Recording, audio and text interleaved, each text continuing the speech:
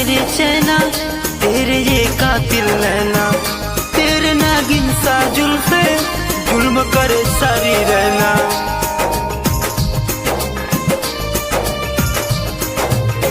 लिए सब मेरे चैना, तेरे ये कातिल नैना, तेरे नागिन सा जुल्फे जुल्म करे सारी रहना।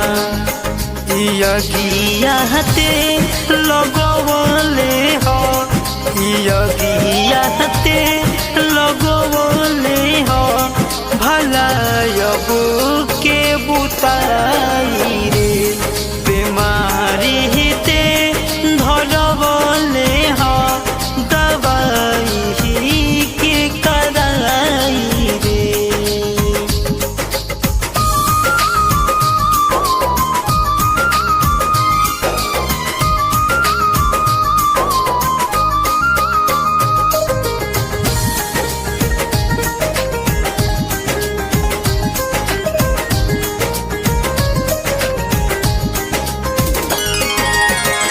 हुए मधुसूदन पागल, भाग्य आशीष के जागल, पाम के पायल छागल, दिल मोरा लेके भागल।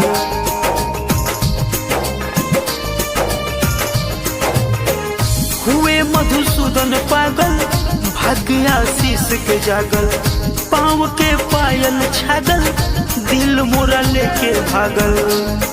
उजरले बा जे जिंदगी के, उजरले बा जे जिंदगी के, उहे तो